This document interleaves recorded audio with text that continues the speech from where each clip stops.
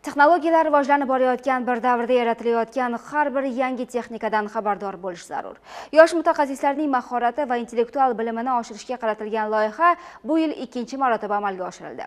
7 kun davom etgan mahorat darslaridan so'ng poytaxtimizdagi Yoshlar ijod saroyida taqdimot marosimi bo'lib o'tdi. Ajoyib qurilmalar, texnika olamidagi qiziqarli kashfiyotlar, bularning bari yosh ixtirochilarning ijod mahsulidir. Turli yangiliklar yaratishga ishtiyoqi baland bo'lgan Klinkar guruhi a'zolari ham taqdimotga quruq qo'l bilan kelishmadi. Xo'sh ko'raylikchi, ular qanday mahsulot ixtiro qilishgan ekan? Biz jamoamiz bilan Steve Klinkar loyihasini olib chiqdik. Bu loyihani asosiy maqsadi uyni tozalashni osonlashtirishdir. Siz Android dastur yordamida bu mashina bilan siz uyni tozalay olasiz. Bunda maxsus kameralar bilan sensorlar qo'ygan. Axlat va qog'ozlarni ko'rganda bu avtomatik ravishda o'zini tagidagi qutisiga tortib oladi. Bu jarayonni hozir biz ko'rsatib beramiz.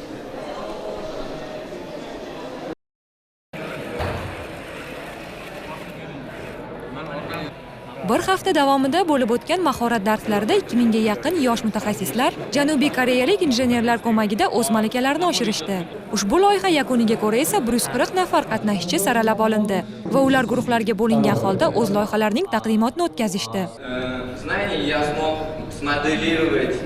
Android platformasiga ilova yaratish, Raspberry Pi uchun dasturlash, virtual reallikka ilovalar ishlab chiqish, uchida modellashtirish va uchida nashr. Har bir guruh mana shu 4 yo'nalishda amalga oshirgan ishlarini koreyalik mutaxassislar hamda yig'ilgan tomoshabinlar e'tiboriga havola etdi. Taqdimot so'ngida guruhlar maxsus sertifikat bilan taqdirlanishdi. Eslatib o'tamiz, intellektual loyihasi Komolot yoshlar ijtimoiy harakati hamda yoshlar tashabbusi markazi tomonidan o'tkazildi. Nasiba To'xtayeva, Akmal Abduqodirov, O'zbekiston onlayn yoshlar informatsion dasturi uchun.